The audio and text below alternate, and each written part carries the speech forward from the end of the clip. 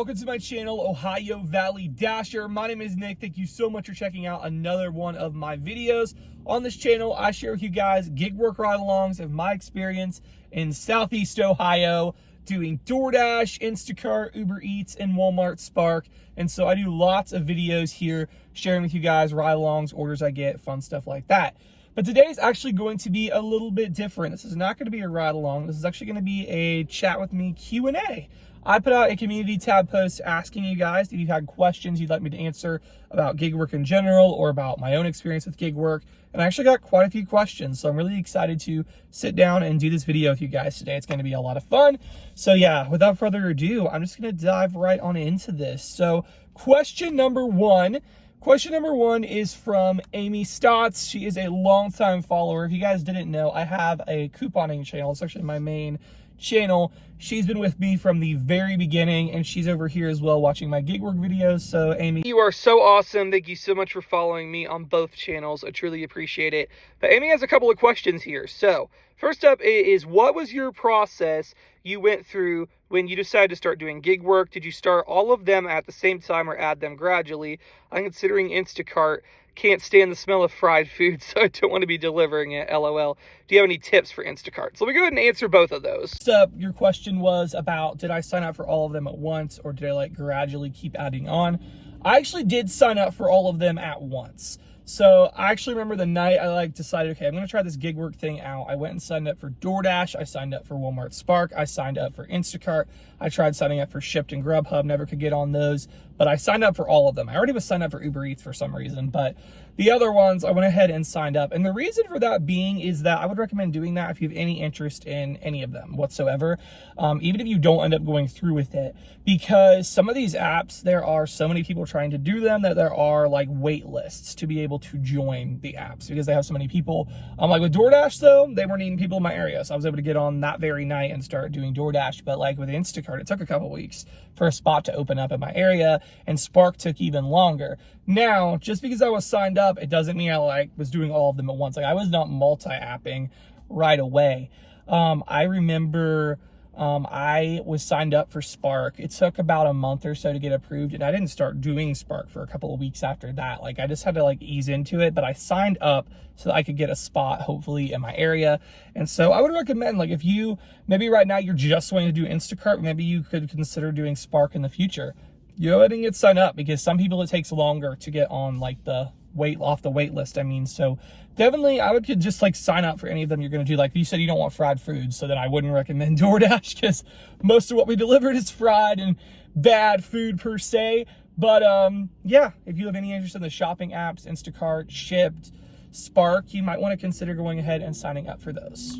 Next question is tips for starting Instacart or tips for doing Instacart.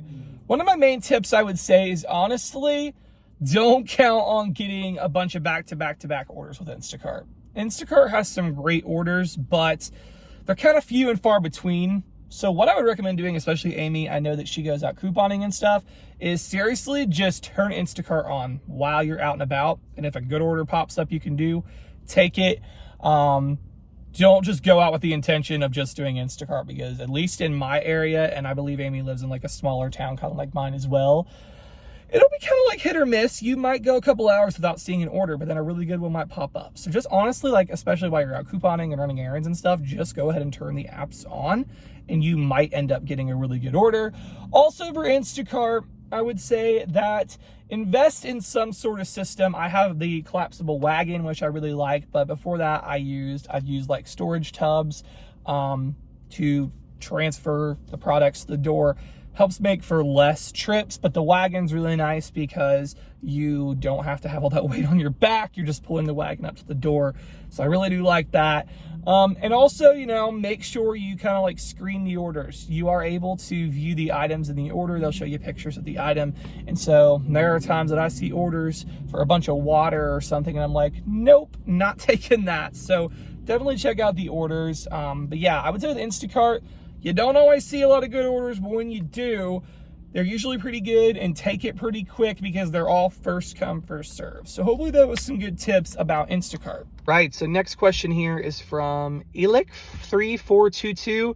And it says, hello, Nick, which app do you like the best so far? So that's a really good question. Really tough question, though, at the same time, because each of these apps I feel like have a really, really good purpose and get me some really, really good orders. I would probably say, though, the best one that consistently has orders for me. Like I said with Instacart, they've had some phenomenal orders, but they can be few and far between. Like I can go a couple of hours without seeing anything. But the one that I feel like if I'm on most of the time is consistent with giving orders, it's DoorDash. So I would probably say DoorDash is probably still my favorite. It's the first one I ever like actually did. And yeah, I mean, I still love DoorDash. I love me some DoorDash. So that's probably my favorite one at this point. Question here is from Rochelle. And this question is, really enjoy your videos and what makes a good order? As a customer, I try to tip well and respond quickly. Thanks to all of you who do this. Awesome question. Thank you so much, Rochelle, for being a good customer. Answering your delivery driver, that is so important. Like responding, you'd be amazed how many people just don't respond, and it makes it really, really hard for us as delivery drivers. Because like, for instance, the other day I had a video, and I did a video about this. I had an order where some guy ordered CVS and it said meet at the door, and he would not show up. Like he would not show up at the door. I knocked, I called, I texted, unresponsive, completely unresponsive. And so I couldn't just leave the groceries, unfortunately, because it was meet the customer. I couldn't just leave them at the door. So because of that, I had to stand there for 8 minutes because Instacart won't let you like leave for 10 minutes. And then he finally showed up. But like, if he was responsive, like, you know, you placed the order, have your phone on handy. It's because we're shopping for you, you know, we're delivering for you. So if a problem arises, like they were out of something he wanted at CVS, I was going to like substitute and get his like, okay, what he would like to have, but he never answered. So I just had to make like the assumption, okay, this should work, but I would have rather got it from him. Like, what does he want? So a good customer will be responsive to the driver, to the dasher, whatever, and answer their questions, because we're working for you. So we want to make sure we're doing it right for you. So yeah.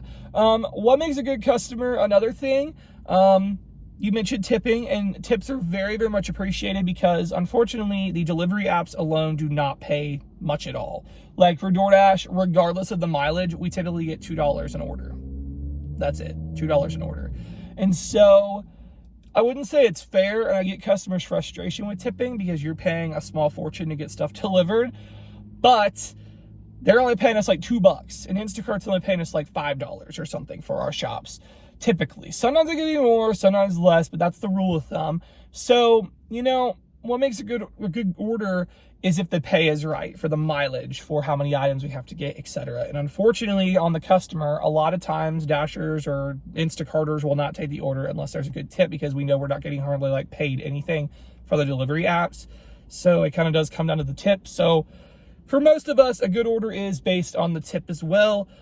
For me, I mean, it doesn't really matter if it's tip or not. It depends on what I'm getting paid. Like if I'm guaranteed getting paid this amount, then I'm good with it, whether that comes from DoorDash or the tip or whatever. But unfortunately, that is how it goes. That most of our pay is from tips. It's hardly anything from the apps themselves. So what makes a good order typically for me is if the pay is right, and most of that is depending on a tip. But there have been times like Walmart Spark has paid me like $11 to go shop for one item, and they didn't have a tip. And that worked out for me because it was one item and it was like hardly any mileage. So, you know, it doesn't have to have a tip, but most of the time that is what makes a good order because we hardly get paid anything from the delivery apps. These two questions actually kind of go together. The first one is from Benevolent Home 6638, and the next one is from Age London 6562. Hopefully I'm saying that right. So best experience doing gig work, worst experience doing gig work, and what's the craziest DoorDash story you have? So this is going to be good. So my best experience doing gig work, what's the best experience I've ever had?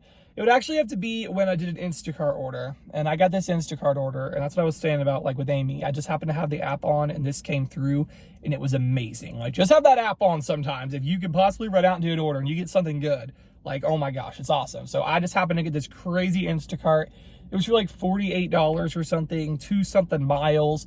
It was a little bit of a bigger shop, but you know, it was good pay and low miles, and I was thrilled. So I took that, and then I get there, and unfortunately the customer was unresponsive. I had to do some like substitutions, some refunds, and they wouldn't answer. So I was kind of worried they'd be upset, but I just kind of winged it and went for the best options available. So I did that, and then I get there, and it was a meet the customer. So the guy comes, and his wife actually was the one who ordered the stuff. He's like, man, I didn't realize like she ordered all this stuff. I was like, yeah. And he was really nice, and I really appreciate you. So do the order, drop it off. And a few minutes later, Instacart, it comes through that the guy raised up the tip, which was already really good. He raised it up, or she, I don't know which one of them did it, but they raised it up to $70. The tip was $70. I was amazed. I've never gotten another order for those people again. So whether like a once in a lifetime experience, but a $70 tip, by far, that's my best experience I've ever had doing gig work. Worst experience doing gig work was also in Instacart. And I took this Instacart order. I was new. This was not a good order. I don't even know why I took it. It was a 2-customer shop. It wasn't good. It was like $20, 4 or 5 miles, 2 customers. And it was quite a bit of items. Like, it was not like an easy shop. It was a pretty big shop. So yeah, it was not a good order, but I was new. It was like my first week doing Instacart. And I was just like, I was going for it. I was just taking stuff because why not? So that's what I did. And I get to these people's like apartment. It's really, really weird. Okay, it's really weird. And here's another thing. That one question was, what makes a good order? What makes a good order is if you're a customer, let's say you work at a place of business, or you live in an apartment, or you're at a certain like place, put what the name of the place is. That really helps. That really helps, because a lot of times people just put the address, and if it's not like a normal house, it's kind of hard to find. So provide instructions. That really helps. So I finally find this place, and it's like, does not have a normal parking lot, like a driveway or nothing. It's this huge tall building, and it has apartments inside. They didn't specify it was an apartment either. They just had the address of the building. So at first I was like, okay. So I finally found this place. I have to literally park across the street in a parking lot of a business, walk across the street with all this stuff, and I'm like, okay, it's leave at the door. So I was like, I want to make sure it was the right place. It had a name. I was like, is this the right place? And she was like, yeah. I was like, do you want me to leave it on the porch? And she's like, no, I want it brought to my apartment. It's the 3rd floor. And I was like, oh my gosh. And there was like, keep in mind, there was like packs of water, a bunch of stuff on the 3rd floor. And so that was a nightmare. Like, I'm there, you know, having to go take the stuff to the 3rd floor. But it gets even worse because this like building was so disgusting. Like, it stunk so bad. It was really bad, and there was like shouting and yelling. It was in a pretty sketchy part of town. It was a really bad order, and I still see this person come up on Instacart, and they sit out there. Their orders sit out there for so long because no one wants to do it, because they know how bad that is. Like, the 3rd floor, all the stairs with like winding stairs. Like, it was insane, and no one wants to deal with that. So a lot of times this customer's order doesn't get taken. And they order heavy stuff too to go up the 3rd floor. So that was like probably one of my worst, if not my worst experience ever. Like, people were shouting. It just smelled really bad. It was really bad. So that was not a good order. Worst experience I've had on DoorDash. That is actually probably when the customer lied on me and said I never delivered the right food and got me a contract violation. That actually flows into this next question. One is from Juan, and Juan said, did you resolve the fraudulent claim from the customer that said they didn't receive their food? I hope it worked in your favor. If you guys aren't aware, let me give you the backstory. A couple weeks ago, I had a DoorDash order for Captain D's, and I went to Captain D's, picked it up, went there to the customer. Perfect. Made sure it was for the right customer.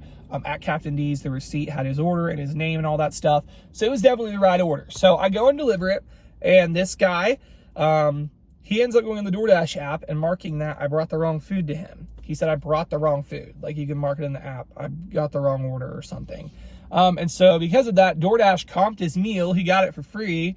And they marked a contract violation on my account saying that I delivered the wrong order to him, which is not true. Like, I literally have proof of delivering the right order. His name's on the receipt. I literally have video proof of me delivering it and me asking Captain D's for his order. Like, there's proof. So I told DoorDash this, I disputed it, and unfortunately they've still not done anything. I still have the contract violation. It will drop after 100 deliveries, but really annoying that people do that. What he wanted was a free meal. Like, he wanted his meal for free, so he lied so he could get reimbursed for his meal. And that's so frustrating. Like, that's so frustrating that you're just like making up stuff and you're hurting somebody else in the process by doing that. But yeah, and seriously, guys, I had another experience kind of like that where I took an Aldi Instacart order, and I did everything perfectly for this guy. Like, nothing, yeah, there's no problems.